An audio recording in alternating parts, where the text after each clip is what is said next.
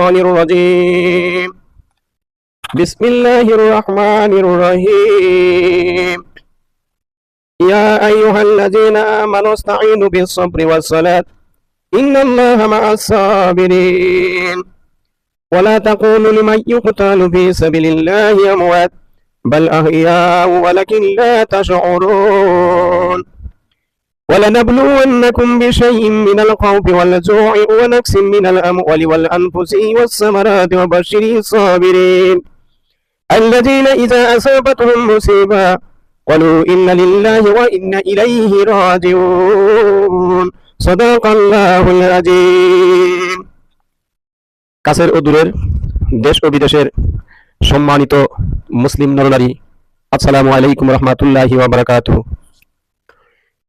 সম্মানিত শ্রোতা মণ্ডলী, হযরত ইমাম হুসাইন রাদিয়াল্লাহু তাআলা আনহুর কারবালার প্রান্তরে শাহাদাত বরণ সম্পর্কে একটু আলোচনা নিয়ে আসছি। হযরত হুসাইন রাদিয়াল্লাহু তাআলা আনহু তিনি কুফাবাসীর আমন্ত্রণে তিনি কুফায় গমন করেছিলেন। প্রকৃতপক্ষে তিনি যুদ্ধ করার জন্য কুফায় তিনি যাননি, কুফাবাসীর চক্রান্তের শিকার হয়ে তিনি সেখানে গিয়েছিলেন।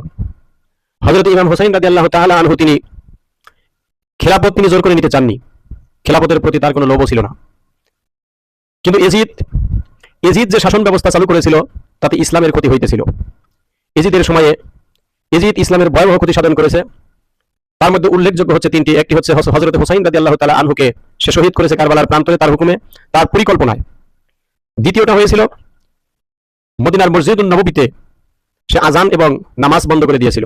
তৃতীয়ত মসজিদুল হারাম তথা কাবা শরীফকে আগুন দিয়ে জ্বালিয়ে দিয়েছিল, কাবা শরীফের গিলাফ পুড়ে গিয়েছিল। হযরত হুসাইন রাদিয়াল্লাহু তাআলা আনহু এজিদের কাজের বিরোধিতা করেছিলেন। এজিদের সময়ে মুসলমানগণ মসজিদে যেতেন না, নামাজের আজান হতো কিন্তু মুসলমানদেরকে মসজিদে আসার সুযোগ দেওয়া হতো না, যাকাত প্রথা বন্ধ করে দিয়েছিল। আর জুম্মার খুতবায় হযরতে আলী রাদিয়াল্লাহু তাআলা আনহুকে অপমান করা হতো খুতবার মাধ্যমে। হযরতে হুসাইন রাদিয়াল্লাহু তাআলা আনহু এজিদের কাছে কৈফিয়ত চেয়েছিলেন। আর আহলে হাদিসের যে হাজার হাজার হাদিস ছিল, এই হাদিসগুলো সে হাদিস থেকে বাতিল করে দিয়েছিল, এগুলো গোপন করেছিল। হযরত হুসাইন রাদিয়াল্লাহু তাআলা আনহু কৈফিয়ত চেয়েছিলেন।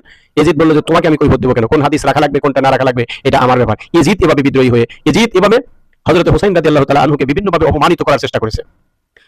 ইমাম হুসাইন রাদিয়াল্লাহু তাআলা আনহু যদি যুদ্ধের ইচ্ছায় তিনি যদি কুফা গমন করতেন তাহলে সঙ্গে মহিলা নিয়ে যেতেন না, নারীদেরকে তিনি নিয়ে যেতেন না, তিনি শিশুদেরকে তিনি নিয়ে যেতেন না, অসুস্থ শিশুকে নিয়ে যেতেন না। প্রকৃতপক্ষে তিনি যুদ্ধ করতে যান নাই। কুফায় যখন তিনি গমন করলেন, কারবালার প্রান্তরে যখন গমন করলেন, তখন তিনি বুঝতে পারলেন যে কুফাবাসীর ষড়যন্ত্রের শিকার আমি হয়েছি। তখন তিনি এজিদ বাহিনীর যে প্রধান ছিল সাদ বিন ওমর বিন সাদ, যে এজিদ বাহিনীর প্রধান সেনাপতি ছিল, তাকে বলেছিলেন যে আমি তো যুদ্ধ করার জন্য